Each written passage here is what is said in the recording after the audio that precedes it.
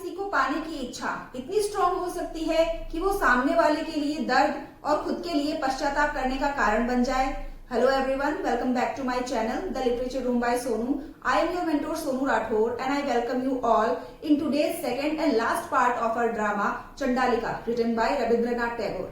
चंडालिका के second part में हम देखेंगे कि किस तरह प्रकृति आनंद को अपने पास वापस बुलाने के लिए अपनी माँ माया की मैजिकल पावर्स का सहारा लेती है।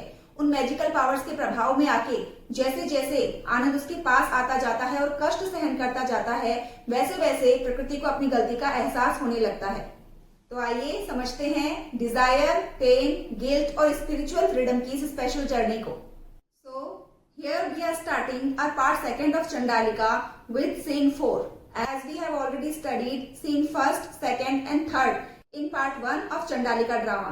So here we are continuing with scene 4, that is Maya's magic and the powers of desires. इस scene 4 में हम पढ़ने वाले हैं माया जो प्रकृति की माँ है वो अपनी मैजिकल पावर्स का यूज करती है क्योंकि प्रकृति अपनी माँ से रिक्वेस्ट करती है कि उसको आनंद किसी भी कीमत पे वापस चाहिए उसके पास। तो यहाँ पे माया मैजिक जानती है, तो यहाँ पे वो मैजिक का यूज करती है। उस मैजिक की पावर्स की वजह से और प्रकृति के मन में जो डिजायर्स थी उन डिजायर्स की पावर की वजह से आनंद काफी ज्यादा अफेक्टेड होता है और वो ना चाहते हुए भी प्रकृति की तरफ खींचा चला आता है। Let's see what happens in the scene. As Prakriti's longing for Anand grows stronger, she becomes restless and emotionally disturbed.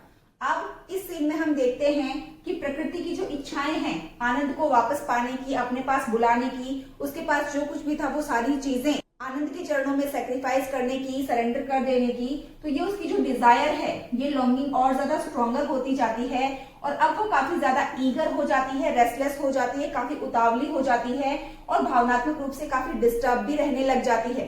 मतलब वो मेंटली बिल्कुल भी शांत नहीं है, वो चाहती है चाहे किसी भी कंडीशन पे लेकिन आनंद उसके पास वापस आना चाहिए। She feels unable to live without seeing him again. उसको ऐसा महसूस होता है कि अब आनंद को दोबारा देखे बिना वो जिंदा नहीं रह पाएगी, वो मर जाएगी। यहाँ पे प्रकृति की फीलिंग्स को देख के ये महसूस होता है कि आनंद कितना ज्यादा इम्पोर्टेंट बन गया था प्रकृति के लिए। उसकी डिजायर्स ने, उसकी लॉन्गिंग्स ने बिल्कुल उसको ओवरपावर कर लिया था और अब ये बिल्कुल आउट ऑफ कंट्रोल हो चुकी थी। हर love slowly changes into obsession. यहाँ पे प्रकृति का जो प्यार है, जो पहले ग्रेटिट्यूड से और एडमायरेशन से स्टार्ट हुआ था, वो प्यार अब ऑब्सेशन में बदल चुका है, पागलपन में, सनक में बदल चुका है। She desperately wants Anand to return to her. वो बहुत ईगरली पागलों की तरह चाहती थी कि आनंद बस उसके पास वापस आ जाए। In her emotional desperation Prakriti asks her mother Maya to use magical powers to bring Anand back. अब वो इतनी ज्यादा डेस्परेट हो चुकी है, उतावली हो चुकी है, उत्सुक हो चुकी है आनंद को अपने पास बुलाने के लिए। तो क्योंकि प्रकृति को पता है कि इसकी माँ माया ब्लैक मैजिक करना जानती है, मैजिकल पावर्स उनके पास है, तो वो इसी डेस्परेशन में, इसी उतावलेपन में अपनी माँ माया के पास आती है और वो उससे कहती है कि तुम अपनी मैजिकल पावर्स का यूज करके आनंद को मेरे पास लाओ। Maya is known for her knowledge of magic and occult practices. Maya काफी ज्यादा फेमस थी उस एरिया में क्योंकि उसको मैजिक का काफी ज्यादा नॉलेज था और वो ऑकल्ट प्रैक्टिसेस भी किया करती थी। दैट मीन्स वो जादू टोना, काला जादू भी किया करती थी। तो माया के पास काफी सारी मैजिकल पावर्स है और उन्हीं मैजिकल पावर्स का यूज करने के लिए प्रकृति उससे रिक्वेस्ट करती है ताकि आनंद उसके पास वापस आ सके। Initially she refuses because she understand the danger of interfering with a spiritual persons life. शुरुआत में माया काफी मना करती है क्योंकि ऑफ कोर्स वो उम्र में भी अपनी बेटी से काफी ज्यादा बड़ी थी और उसको एक्सपीरियंस भी काफी ज्यादा था। तो यहाँ पर उसके अनुभव के चलते वो प्रकृति को मना करती है मैजिकल पावर्स यूज करने के लिए क्योंकि वो ये बात समझ जाती है कि अगर इस काले जादू या ब्लैक मैजिक या मैजिकल प्रैक्टिसेस का वो यूज करेगी एक ऐसे इंसान के ऊपर जो काफी स्पिरिचुअल है, आध्यात्मिक है, धार्मिक है, एक सन्यासी है, तो ये सिचुएशन उसके लिए काफी डेंजरस हो जाएगी, ये बहुत बड़ा खतरा है। तो यहाँ पे वो अपनी बेटी को शुरुआती दौर पे मना करती है। She knows that forcing someone through magical powers is morally wrong and spiritually harmful. वो ये जानती थी कि किसी ऐसे इंसान को जो कि आध्यात्मिक रूप से काफी ऊंचा उठ चुका है, जो वैराग धारण कर चुका है, जो संत, साधु, सन्यासी बन चुका है, ऐसे इंसान को मैजिकल पावर से कंट्रोल करना या गाइड करना मॉरली, नैतिक रूप से भी काफी ज्यादा गलत है और आध्यात्मिक रूप से भी काफी ज्यादा नुकसानदायक है। तो यहाँ पर ब्लैक मैजिक के जो नुकसान है उनके बारे में भी प्रकृति को समझाती है उसकी मदर माया। लेकिन क्योंकि प्रकृति ऑब्सेस्ड हो चुकी है अपनी उस डिजायर से, अपनी उस लॉन्गिंग से, तो वो बिल्कुल आउट ऑफ कंट्रोल हो जाती है और माया की बातों पर बिल्कुल ध्यान नहीं देती और बार बार अपनी मदर माया को फोर्स करती है कि वो अपने ब्लैक मैजिक का यूज करके आनंद को यहाँ पर वापस लेके आए। However, प्रकृति becomes stubborn and emotional। लेकिन प्रकृति अपनी माँ के सामने काफी ज्यादा stubborn बन जाती है, ढीठ बन जाती है और वो उसकी बातें समझने के लिए बिल्कुल तैयार नहीं होती, इमोशनली एक्ट करने लगती है अपनी माँ के सामने। She cries, pleads and insists that she cannot survive without आनंद। वो जोर जोर से रोने लगती है, विनती करने लगती है और इस बात पे बार बार जोर देती है कि वो आनंद के बिना जिंदा नहीं रह सकती। तो उसकी माँ को आनंद को प्रकृति के पास लाना ही होगा। Seeing her daughter's intense suffering, Maya finally agrees to help her। अब जब माया ने देखा कि उसकी बेटी प्रकृति की ये जो सफरिंग है, ये जो पीड़ा है, वो आनंद के बिना और ज्यादा बढ़ती जा रही है, तो माया ने फाइनली डिसाइड किया कि वो अब प्रकृति की हेल्प करेगी आनंद को वापस बुलाने में। मतलब वो अब आनंद के ऊपर ब्लैक मैजिक करना शुरू करेगी अपनी बेटी की हेल्प करने के लिए। But she warns her that the spell is dangerous and almost impossible to reverse। लेकिन वो मैजिकल स्पेल या जादू टोना स्टार्ट करने से पहले माया अपनी बेटी प्रकृति को ये बताती है कि ये जो टोना है जो मैं करने जा रही हूँ आनंद के ऊपर, ये काफी ज्यादा खतरनाक है और इसको रिवर्स नहीं किया जा सकता। मतलब एक बार शुरू करने के बाद हम इसको वापस से बंद नहीं कर सकते, हमको इसको कंटिन्यू करना ही होगा। तो तुम अगर श्योर हो तभी मैं इसको स्टार्ट करूंगी, अगर तुम मुझे बीच में इसको बंद करने के लिए बोलोगी तो हो सकता है जो इसको प्रैक्टिस कर रहा है, मतलब माया खुद, उसको अपनी जान से हाथ धोना पड़े। तो इस तरीके से ब्लैक मैजिक के जो नेगेटिव इफेक्ट्स हैं उनके बारे में भी अपनी बेटी प्रकृति को वो अवेयर करती है। लेकिन प्रकृति माया की बातें कहाँ समझने वाली थी, क्योंकि वो गाइडेड थी उन डिजायर्स से, उन लॉन्गिंग से। Maya then performs magical rituals and chants powerful spells to attract Anand toward Prakriti. Finally Maya को प्रकृति का कंसेंट मिल जाता है, प्रकृति एग्री करती है कि हाँ आप वो मैजिकल पावर्स परफॉर्म करना शुरू कीजिए। तो माया वो मैजिकल रिचुअल्स, जो भी जादू टोने की जो प्रक्रिया होती है उसको करना शुरू करती है और पावरफुल मंत्रास को चांट करना शुरू कर देती है, उच्चारण करना शुरू कर देती है, ताकि उनका प्रभाव आनंद के ऊपर पड़े और आनंद प्रकृति की तरफ खींचा चला आए जहां कहीं पर भी वो है। The atmosphere becomes dark and intense. अब जैसे ही माया उन मंत्रों का उच्चारण करना शुरू करती है, वो जादू टोने की विधियां करना शुरू करती है, तो आसपास का जो एटमोस्फियर है, जो माहौल है, पूरे वातावरण का, पूरी सराउंडिंग का, वो काफी ज्यादा डार्क हो जाता है। काले बादल ऊपर आ जाते हैं, बिजलियां कड़कने लगती है और काफी ज्यादा इंटेंस हो जाता है, काफी ज्यादा सीरियस हो जाता है। The use of magic symbolizes uncontrolled desires and emotional attachment. यहाँ पर मैजिक का यूज इसीलिए किया गया था क्योंकि प्रकृति गाइडेड थी इमोशनल डिजायर से और अनकंट्रोल्ड डिजायर्स थे। काफी ज्यादा अटैच्ड महसूस कर रही थी, अट्रैक्टेड महसूस कर रही थी आनंद के प्रति और इसी वजह से माया को वो जादू करना पड़ रहा था। It also represents the human tendency to control others for personal happiness. ये जादू हमें एक और बात की तरफ इंडिकेट करता है कि ह्यूमन टेंडेंसी ही ऐसी होती है, इंसान का नेचर ही ऐसा होता है कि वो अपनी खुशी के लिए, अपने फायदे के लिए दूसरे लोगों के ऊपर कंट्रोल करने के बारे में सोचता है। तो यहाँ पर प्रकृति की इसी मेंटालिटी की वजह से उसकी मदर माया को आनंद के ऊपर वो काला जादू परफॉर्म करना पड़ता है, ताकि आनंद ना चाहते हुए भी जिस जगह पर भी वो अभी है वहां से प्रकृति की तरफ खींचा चला आए और उसकी बेटी प्रकृति की सफरिंग्स, परेशानियां थोड़ी कम हो सके। This scene is very important because it marks Prakriti's moral decline. अब ये फोर्थ सीन काफी ज्यादा इंपॉर्टेंट है इस पूरे ड्रामा के पॉइंट ऑफ व्यू से, क्योंकि इस फोर्थ सीन में हमें पता चलता है कि किस तरीके से प्रकृति का मॉरल डिक्लाइन होने लगता है, मतलब मॉरली वो डिक्लाइन होने लगती है, उसका पतन होने लगता है। जो भी उसके अंदर इमोशनल अवेकनिंग आई थी, जो भी उसमें चेतना आई थी, वो सारी चीजें अब वो खोने लग गई है। अब उसका पतन होने वाला है, वो डिस्ट्रक्शन की तरफ आगे बढ़ रही थी अपने इन हरकतों की वजह से।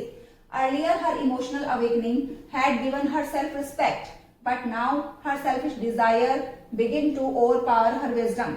पहले जब उसकी मुलाकात पहली बार आनंद के साथ उस कुएं पे हुई थी, तो उस टाइम पे उसको इमोशनल अवेकनिंग हुई थी आनंद के अच्छे व्यवहार की वजह से, उसकी अच्छी क्वालिटीज की वजह से। इसके अंदर एक भावनात्मक चेतना का प्रसार हुआ था, भावनात्मक जागृति इसके अंदर पैदा हुई थी, जिसकी वजह से इसने अपनी सेल्फ वर्थ को जाना, सेल्फ रिस्पेक्ट को जाना, लेकिन अब क्योंकि उसकी वो डिजायर अब सेल्फिश बन चुकी है, काफी ज्यादा ऑब्सेस्ड हो चुकी है वो आनंद के साथ, उसके अराइवल के साथ, तो अब ये डिजायर्स उसकी विजडम को ओवरपावर कर रही थी, उसकी बुद्धि को कहीं ना कहीं खत्म कर रही थी और उसकी मोरालिटी को डिक्लाइन कर रही थी। Instead of respecting Ananda's freedom, she wants to possess him. True love का नेचर ये होता है कि आप अपने पार्टनर की फ्रीडम की रिस्पेक्ट करो। वो जहां जाना चाहता है, जैसे रहना चाहता है, उसको फ्री रहने दो, अपने साथ उसको बांध कर ना रखो। लेकिन क्योंकि यहाँ पे प्रकृति का जो लव है वो काफी ज्यादा पजेस्ड था, काफी ज्यादा ऑब्सेस्ड था, तो इसीलिए वो आनंद की आजादी की फ्रीडम की कोई रिस्पेक्ट नहीं करती, वो बस उसको पाना चाहती है किसी भी हालत में।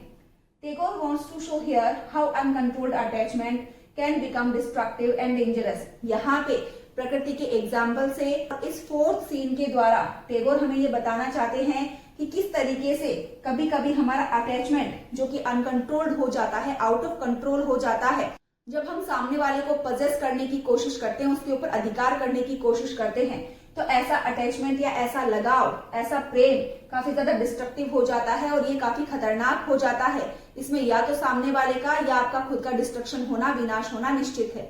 सो here we are done with our fourth scene, जहां पे हमने देखा कि किस तरह प्रकृति की बातों में आके उसकी मदर माया, जो कि ब्लैक मैजिक को जानती थी, जादू टोने की, काला जादू की वो प्रैक्टिस किया करती थी, वो काला जादू परफॉर्म करने लगती है आनंद के ऊपर। हालांकि ये रिचुअल, ये प्रैक्टिसेस काफी ज्यादा डेंजरस थी। अगर ये सही से काम न करे तो इनका रिवर्स, उल्टा इफेक्ट परफॉर्म करने वाले के ऊपर पड़ता है। लेकिन फिर भी अपनी बेटी की हैप्पीनेस के लिए, उसकी सफरिंग और पेन को थोड़ा रिड्यूस करने के लिए, कम करने के लिए यहाँ पर माया आनंद के ऊपर उस ब्लैक मैजिक को परफॉर्म करती है। तो यहाँ पर प्रकृति के बढ़ते हुए ऑब्सेशन और आनंद के लिए उसकी पागलपन को शो किया है। Now let's move on to our fifth scene, जहां पर हम पढ़ने वाले हैं Ananda suffering and Prakriti's realisation. Maya ने जो मैजिकल स्पेल, वो जादू टोना करना स्टार्ट किया, तो उसकी वजह से आनंद काफी ज्यादा पेनफुल कंडीशन में आ गया, वो सफर करने लग गया और उसकी इन सफरिंग्स को देख के, उसकी इन परेशानियों को देख के प्रकृति को सेल्फ रियलाइजेशन हो जाता है अपनी मिस्टेक्स के बारे में। So let's continue. The magical spell cast by Maya starts affecting Anand. Maya ने जो मैजिकल स्पेल चांट करना स्टार्ट किया था, जो जादुई मंत्रोच्चारण वो कर रही थी, जो काला जादू उसने आनंद के नाम से शुरू किया था, उसके लिए करना स्टार्ट किया था, उस काले जादू का प्रभाव अब आनंद के ऊपर पड़ने लग गया था। Although he is spiritually pure, he becomes mentally restless and disturbed because of the unnatural force pulling him towards प्रकृति। ऑफ कोर्स आनंद एक साधु था, सन्यासी था, मॉन्क था, काफी आध्यात्मिक था और अपने आप को इस दुनियादारी से बिल्कुल अलग कर चुका था।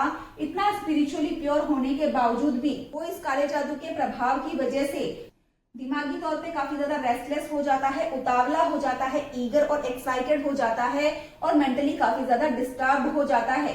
क्योंकि ये जो अप्राकृतिक शक्ति है, ये जो अप्राकृतिक फोर्स है काले जादू का, वो उसको खींच रही थी ना चाहते हुए भी प्रकृति की तरफ। तो कहने का ये मतलब है कि ऑफ कोर्स आनंद एक स्पिरिचुअल पर्सन था, काफी आध्यात्मिक और धार्मिक व्यक्ति था, जिसका इन डिजायर से, इन लॉन्गिंग से कुछ भी लेना देना नहीं था। लेकिन फिर भी उस काले जादू का प्रभाव, उन मंत्रोच्चारण का प्रभाव इतना ज्यादा पड़ रहा था आनंद के ऊपर कि वो ना चाहते हुए भी प्रकृति की तरफ खींचा चला जा रहा था और एक मेंटल प्रेशर अपने ऊपर फील कर रहा था। His peace of mind breaks and he suffers like a man caught in invisible chains।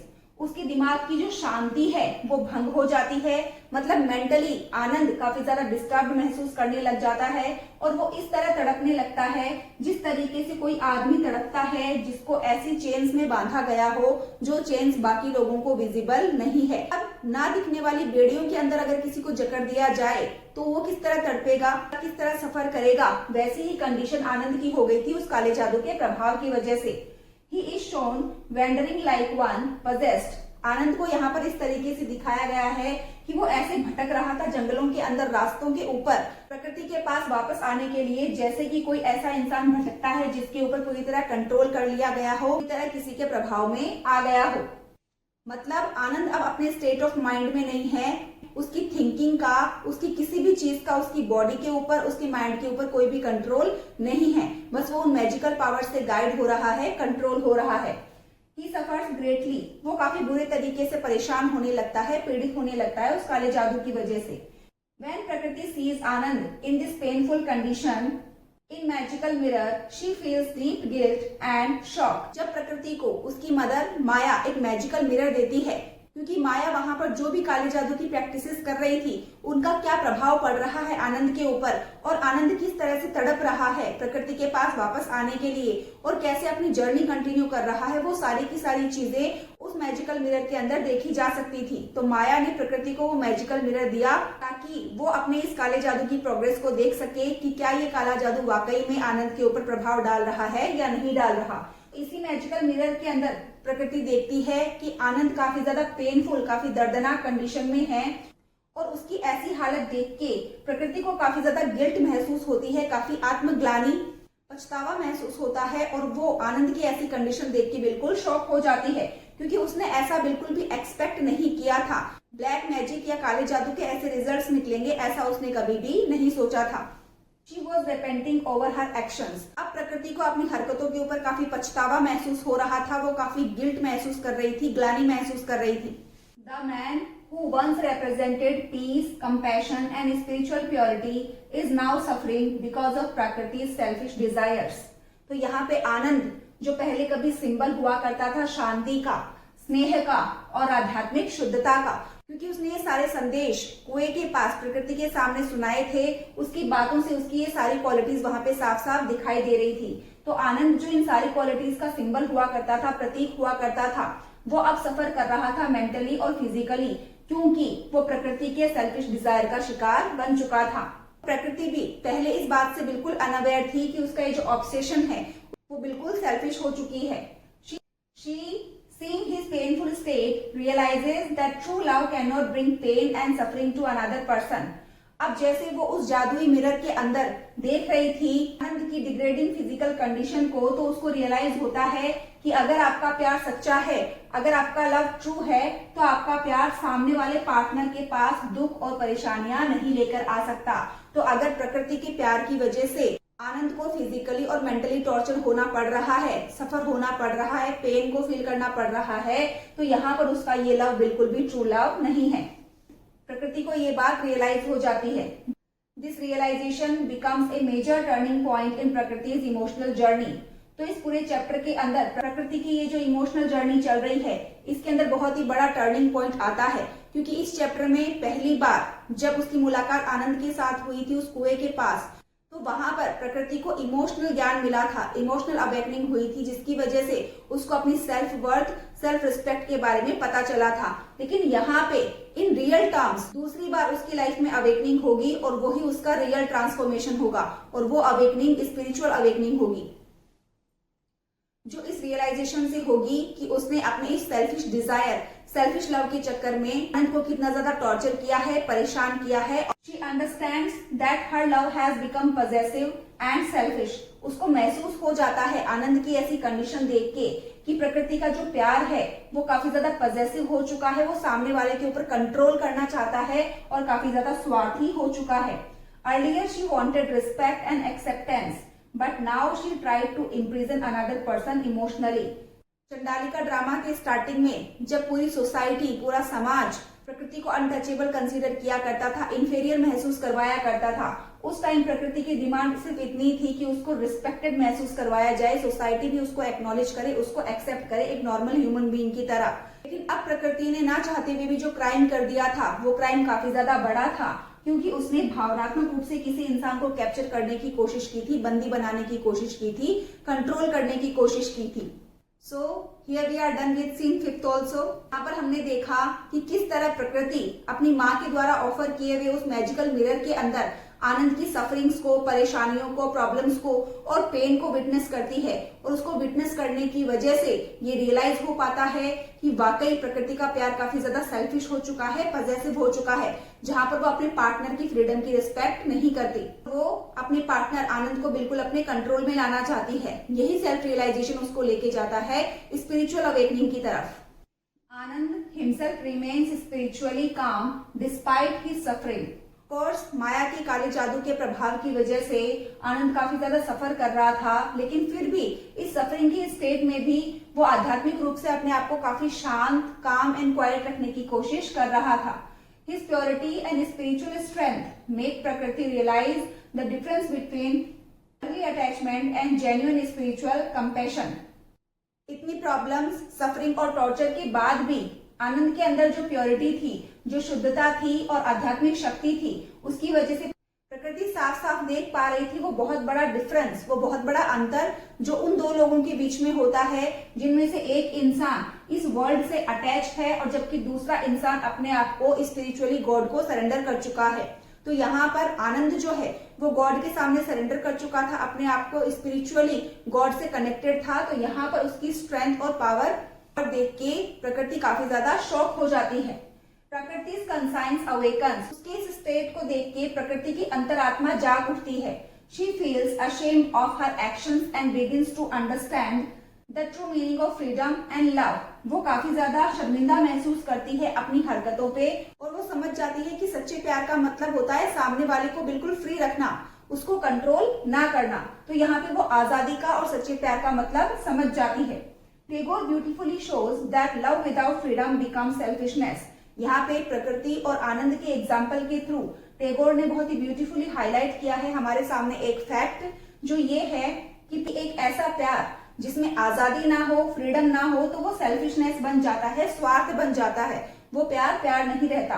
This scene represents Prakriti's moral awakening. इस सीन के अंदर बहुत ही अच्छे तरीके से हाईलाइट किया है कि किस तरीके से अब प्रकृति का मॉरल ट्रांसफॉर्मेशन, स्पिरिचुअल ट्रांसफॉर्मेशन होने वाला है। स्पिरिचुअली वो काफी अवेकन हो जाती है, जागृत हो जाती है और अपनी मिस्टेक्स को, अपनी सेल्फिश डिजायर्स को, अपने सेल्फिश लव को वो रियलाइज करने लगती है, समझने लगती है। This emotional obsession that controlled her mind slowly starts breaking. और इतने दिन तक इस भावनात्मक ऑब्सेशन ने, इस भावनात्मक पागलपन ने कि वो आनंद के बिना नहीं रह सकती, उसको किसी भी कीमत पे आनंद वापस चाहिए, तो ये जो पागलपन से उसका दिमाग जकड़ा हुआ था, अब ये पागलपन धीरे धीरे हट रहा था उसके दिमाग से। मतलब अब प्रकृति के माइंड में एक स्पिरिचुअल अवेकनिंग पैदा हो रही थी, सिचुएशंस को लेके एक अंडरस्टैंडिंग पैदा हो रही थी। तो students, here we are done with our fifth scene. यहाँ पर हमने देखा कि माया के उस काले जादू की वजह से आनंद कितना ज्यादा टॉर्चर महसूस करने लग जाता है, सफर होने लग जाता है और उसका फिजिकल स्टेट काफी ज्यादा पेनफुल हो जाता है। वो अपना बॉडीली कंट्रोल खो देता है, लेकिन फिर भी एट द सेम टाइम वो काफी काम और क्वाइट रहने की कोशिश करता है। वो इस सिचुएशन से स्ट्रगल ही कर रहा होता है। उतनी ही देर में प्रकृति उसकी इस कंडीशन को मैजिकल मिरर में देखती है और उसको अपनी मिस्टेक रियलाइज हो जाती है। इसी रियलाइजेशन के साथ स्टार्ट होती है प्रकृति के स्पिरिचुअल अवेकनिंग की journey. So now, continuing with the last scene of our drama Chandalika, that is release, repentance and spiritual freedom. इस सिक्स्थ सीन में हम देखने वाले हैं कि फाइनली प्रकृति आनंद को रिलीज कर देती है, अपने एक्शंस के लिए वो रिपेंट करती है, पश्चाताप करती है और वो खुद भी इमोशनली और स्पिरिचुअली फ्री हो जाती है, फ्रीडम को महसूस करती है। So let's begin. In this final scene, प्रकृति can no longer tolerate Ananda's suffering. अब ये फाइनल सीन स्टार्ट हो जाता है। इसमें हम देखते हैं कि प्रकृति अब उस मैजिकल मिरर में जब आनंद को सफर करते हुए देखती है तो वो बिल्कुल उसकी इस कंडीशन को टॉलरेट नहीं कर पाती, सहन नहीं कर पाती। Filled with guilt and repentance, she begs her mother to stop the magical spell and free him. अब ये काफी ज्यादा गिल्ट से भर जाती है, पछतावा होने लगता है इसको अपनी हरकतों के लिए और पश्चाताप करने के तौर पे वो अपनी माँ के पास जाती है और उसको कहती है कि वो ये जादुई मंत्रों का उच्चारण करना और ये जादू टोना परफॉर्म करना बंद कर दे और इस जादू टोने से आनंद को बिल्कुल फ्री कर दे, क्योंकि अब वो नहीं चाहती कि आनंद इस तरीके से सफर करते हुए इसके पास आए। फाइनली माया विड्रॉज हर मैजिकल पावर्स। फाइनली प्रकृति के इतना रिक्वेस्ट करने पे माया अपने उन सारे मंत्रोच्चारण को बंद करती है, अपनी मैजिकल पावर्स को वापस पीछे खींच लेती है। But removing the spell becomes extremely painful for Maya because she had used all her life's force and magical energy in casting it. लेकिन जैसे ही माया इस जादुई स्पेल को, इस जादू टोने को करना रोक देती है, बंद कर देती है, ये काफी ज्यादा पेनफुल हो जाता है माया के लिए। ये चीजें प्रॉब्लम करने लगती है माया के लिए, माया टॉर्चर होने लगती है, सफर होने लगती है, क्योंकि माया ने इस जादू टोने को करने के लिए अपनी पूरी लाइफ की ताकत और एनर्जी को लगा दिया था। और ये मैजिकल स्पेल शुरू करने से पहले भी उसने प्रकृति को वार्न किया था कि ये बिल्कुल इरिवर्सिबल है, अपन इसको वापस से अंडू नहीं कर सकते। एक बार स्टार्ट करने के बाद हमें इसको पूरा करना ही पड़ेगा। लेकिन उस टाइम प्रकृति ने कहा था हाँ, उसको किसी भी कीमत पे आनंद वापस चाहिए, लेकिन यहाँ पर ये उसको मना कर रही है। तो उसी ब्लैक मैजिक का नेगेटिव इम्पैक्ट माया के ऊपर दिखाई दे रहा है। As the spell breaks, Maya loses her own life and Ananda regains peace and spiritual freedom. अब जैसे ही वो जादू टोना बंद होता है, वो मैजिकल मंत्रोच्चारण बंद होते हैं, वैसे ही माया की डेथ हो जाती है, क्योंकि माया को इस मैजिक का नेगेटिव इम्पैक्ट सहन करना पड़ता है, उसको अपनी जान से हाथ धोना पड़ता है। और दूसरी तरफ आनंद के दिल दिमाग में वापस से वो शांति आ जाती है और आध्यात्मिक स्वतंत्रता को, आजादी को वो महसूस करने लगता है। मतलब जैसे ही ये जादू टोना होना बंद होता है, वैसे ही आनंद अपने नॉर्मल स्टेट ऑफ माइंड में आ जाता है। On the other hand Maya को अपनी जान से हाथ धोना पड़ता है। This moment symbolises the victory of spiritual truth over selfish desire. यहाँ पे माया की डेथ होना और आनंद का वापस से नॉर्मल स्टेट के अंदर आना इस बात को सिंबलाइज करता है, इस बात का प्रतीक है कि लास्ट में आध्यात्मिक सत्य की ही जीत होती है सेल्फिश डिजायर्स के ऊपर, सेल्फिश लव के ऊपर। सेल्फिश लव कभी भी नहीं जीतता, जो सामने वाले को कंट्रोल करना चाहता है, पजेस करना चाहता है। प्रकृति ऑल्सो अंडरगोज इनर प्योरिफिकेशन। यहाँ पे प्रकृति के भी अंदर, उसके मन में, उसके मस्तिष्क में, उसके दिमाग में प्योरिफिकेशन चलता रहता है। वो भी प्योरीफाई होने लगती है, उसकी थॉट्स भी शुद्ध होने लगती है, शांत होने लगती है। She understands that true love respects another person's feelings and happiness. वो समझ जाती है फाइनली कि सच्चा प्यार वही होता है जहां पर आप सामने वाले की भावनाओं की कद्र करो, उसकी खुशियों की, उसकी फ्रीडम की आप रिस्पेक्ट करो, ना कि उसको कंट्रोल या पजेस करने के बारे में सोचो। Bye releasing Ananda, she herself becomes emotionally free. अब इसी थिंकिंग के साथ, इसी स्पिरिचुअल अवेकनिंग के साथ प्रकृति फाइनली आनंद को रिलीज कर देती है, उसको फ्री छोड़ देती है कि उसको जहां जाना है, जैसे अपनी लाइफ को स्पेंड करना है वो कर सकता है, क्योंकि ऑफ कोर्स वो ट्रू लव का नेचर समझ चुकी थी। अब यहाँ पे आनंद को फ्री करते ही प्रकृति खुद भी भावनात्मक रूप से, उस भावनात्मक बेड़ियों से, उन जंजीरों से फ्री हो जाती है, बिल्कुल मुक्त हो जाती है। तब उसकी सोच भी बिल्कुल खुल जाती है। At the end Prakriti is no longer weak humiliated girl from the beginning. अब इस चैप्टर की, इस ड्रामा की एंडिंग में प्रकृति बिल्कुल ट्रांसफॉर्म हो जाती है और अब वो पहले वाली प्रकृति नहीं रहती जो काफी ज्यादा कमजोर थी, काफी ज्यादा टॉर्चर्ड थी, काफी ज्यादा इंसल्टेड फील करती थी सोसाइटी के रिमार्क से। प्रकृति वो प्रकृति नहीं रही थी जिसको कि इस ड्रामा के स्टार्टिंग में इंट्रोड्यूस करवाया गया था। She has passed through pain, desire, guilt and realisation. क्योंकि अभी अपनी लाइफ में बहुत सारी चीजों से होकर गुजर चुकी थी, इसने अपनी लाइफ में बहुत ज्यादा दर्द को, इच्छाओं को, गिल्ट मतलब पछतावे को और काफी सारे अनुभवों को इसने एक्सपीरियंस किया था और इन्हीं सारी चीजों का एक्सपीरियंस उसको ट्रांसफॉर्म कर देता है। This journey becomes the journey of spiritual growth and self discovery. प्रकृति की इस पूरे ड्रामा के अंदर जो जर्नी है, एक बार उसको इमोशनल अवेकनिंग होती है, लेकिन eight the end of this drama उसको स्पिरिचुअल अवेकनिंग, आध्यात्मिक जागृति भी होती है। तो ये पूरी जर्नी उसकी स्पिरिचुअल ग्रोथ की जर्नी है, जहां पे उसको आध्यात्मिकता का ज्ञान होता जाता है और वो अपने आप को और ज्यादा अच्छे तरीके से डिस्कवर करती जाती है। This drama ends with a powerful message of humanity, equality and inner freedom. इस ड्रामा के अंदर रविंद्रनाथ टैगोर ने बहुत ही स्पेशल मैसेज हमारे लिए दिया है। वो मैसेज है ह्यूमैनिटी का, इक्वालिटी का और इनर फ्रीडम का, कि इस दुनिया में ह्यूमैनिटी हमेशा ही रहनी चाहिए। हमें दो इंसानों के बीच में कभी भी भेदभाव नहीं करना चाहिए, डिस्क्रिमिनेशन नहीं करना चाहिए, सभी लोगों को इक्वल ट्रीट करना चाहिए और हर एक इंसान की इनर फ्रीडम की रिस्पेक्ट करनी चाहिए। Through Prakriti's transformation, Tagore criticises untouchability and teaches that every human being deserves dignity, respect regardless of caste and social status। यहाँ पे प्रकृति के ट्रांसफॉर्मेशन के थ्रू रविंद्रनाथ टैगोर इस बात को क्रिटिसाइज करना चाहते हैं कि सोसाइटी के अंदर जो अनटचेबिलिटी, जो अस्पृश्यता, अछूतपन को जो प्रैक्टिस किया जाता है वो बिल्कुल गलत है और वो हमें सिखाते हैं कि हर एक इंसान डिजर्व करता है कि उसको रिस्पेक्ट और डिग्निटी मिले, भले ही वो किसी भी कास्ट से बिलोंग करता हो या फिर उसका सोशल स्टेटस हायर हो या लोअर हो। सो रविंद्रनाथ टैगोर के इसी स्पेशल मैसेज के साथ हम इस ड्रामा के एंड पे पहुंच चुके हैं। I hope you have enjoyed this drama and also learned a special message from this drama. Here we are done with the detailed explanation of our drama Chandalika.